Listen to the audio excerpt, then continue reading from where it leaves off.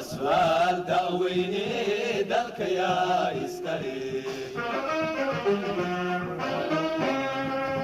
وسؤال دعويني دلك يا إسكالي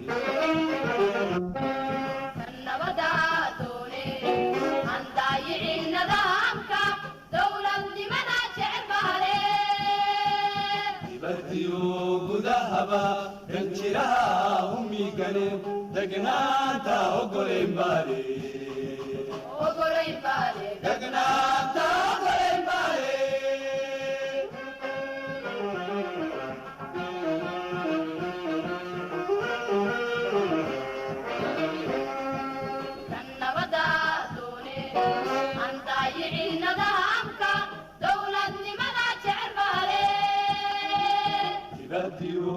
ذهبا دنشرها أمي كانوا دقناتا وقلين بالي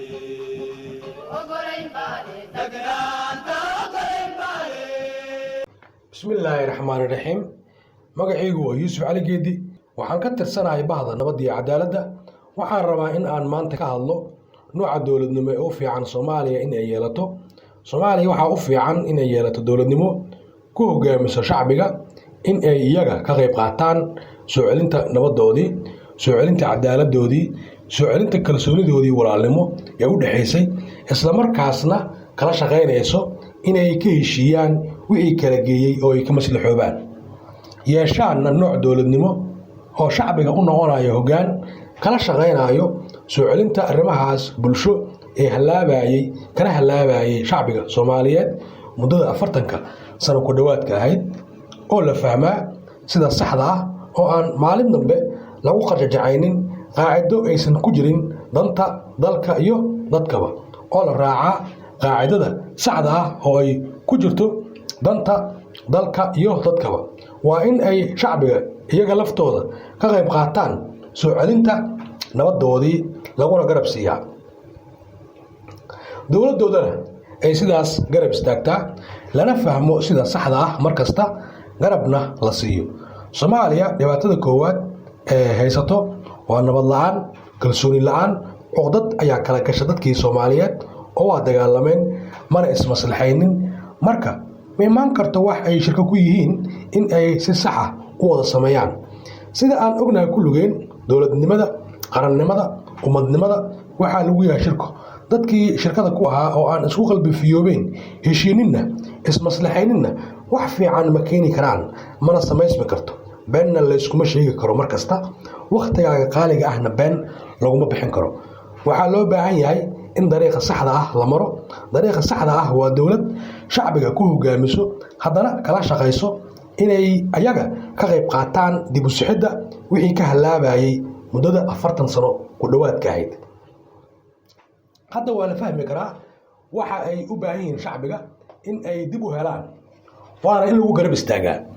waa nabadoodii, waa cadaaladdoodii, waa kalsoonidoodii, waa dib u heshiisiintoodii iyo israaligelintoodii si ay dalkoodii si fiican ugu wada noolaadaan, dawladnimo ay wada leeyihiin oo u fiican wada samaystaan, kadibna qarannimadooda ilaalsadaan, ummadnimadooda isla difaacdaan, dawladnimadooda garab siiyaan.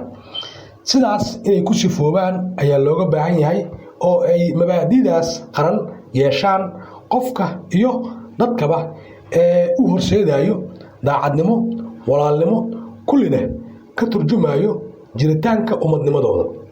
kulligeen waxaan isla wada fahmi karnaa kaalinta ay shacbiga ku yeelan karaan soo celinta nabadoodii, cadaaladdoodii, kalsoonidoodii iyo ilaalinta mabaadi'da qarannimo sida qarannimada, dawladnimada, ummadda Soomaaliyeed. haddii ay dawladdii isaga mashquusho meelo aan xalkii ummadda ka imaanaynin oo ay isaga dhaganugulaato arrimo aan xal u keenaynin dadkii Soomaaliyeed waxay noqonaysaa sidaas nasiib darro. waa in la fahmaa sida keliya ay dadka Soomaaliyeed nabad la'aanta uga bixi karaan. waa in ay iyaga ku lug yeeshaan soo celinta nabadoodii, cadaaladdoodii, kalsoonidoodii. dawladdana ay garab ku siiso ka gulgaaridda arrimahaas ay tahay inay shacabka ka gulgaaraan oo ay ka baxaan dhibaatada una baxaan iftiinka nabadda. Soomaaliya markii ay burburaysay madax kaliya ma iskhilaafin waxaa iyagana iskhilaafay shacabkii Soomaaliyeed oo ay madaxda isticmaalaysay la kala saftayna arrimihii ay isku haysteen isla markaasna gacanta iskula tagay. wax heshiisiyey ma leh shacabkii Soomaaliyeed oo kala shaqeeyay in ay ka heshiiyaan wixii dhex maray. magaalooyinkii ay ku dagaalameen ayaa la yaqaanaa ayadoo aan la habaynin arrimahaas shacbigana aysan ka qayb qaadanin ma toosi karto dowladnimada fiican ee Soomaaliya rabto. sidee dadka Soomaaliyeed loogu sheegi karaa una aamini karaan dowlad dimuqraadi ah ayaan dhisnay qof iyo cod ayaan tiigsanaynaa.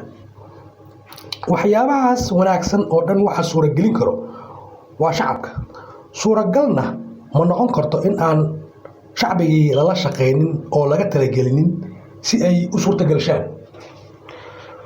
waa in ay dowladda la shaqaysaa qaybaha kala duwan ee shacbiga Soomaaliyeed sida nabadoonnada, ugaasyada, kacbaqabiilada, suldaanada, cuqaasha bulshada, salaadiinta, culimada, aqoon-yahanada, ururada haweenka, ururada dhalinyarada, ururada odayaasha, ururada xuquuqda bini'aadamka, ururada nabadda ka shaqeeyo iyo dadka khibradda nololeed leh.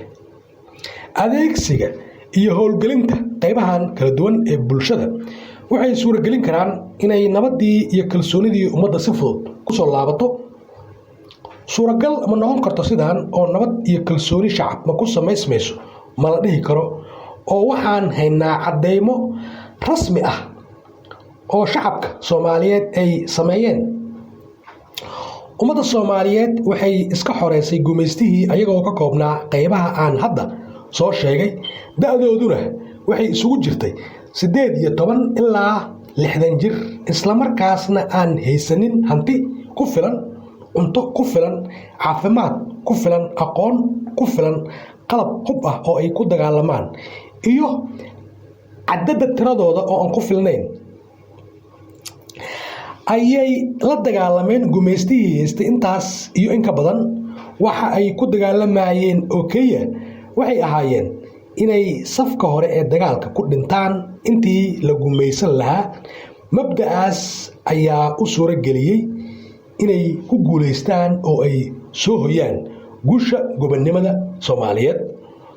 marka hadda waa samayn karaan sidaas oo kale oo waa soo ceshan karaan nabadoodii, cadaaladdoodii, kalsoonidoodii, kana heshiin karaan wixii ka dhex dhacay, isla markaasna waa toosin karaan qarannimadoodii, dowladnimadoodii, ummadnimadoodii. waxa ay shacbiga u baahan yihiin oo keliya waa dowladooda oo u dhaga nugulaato kuna taageerto inay iyaga ka qayb qaataan soo celinta masabkoodii ummadnimo oo aan shacbiga Soomaaliyeed laga dhigin dad islaameed. shacbiga ayagaa dhisaayo dowladda, ayagay ka dhex imaanayaan shaqaalaha dowladda, ayagaa loogu shaqaynayaa nidaamka dowladda. saameynteedana inay ka qayb qaataan waa qasab. in ay sidaas sax tahay waa qasab. inaan sidaas fahmi karnana waa run.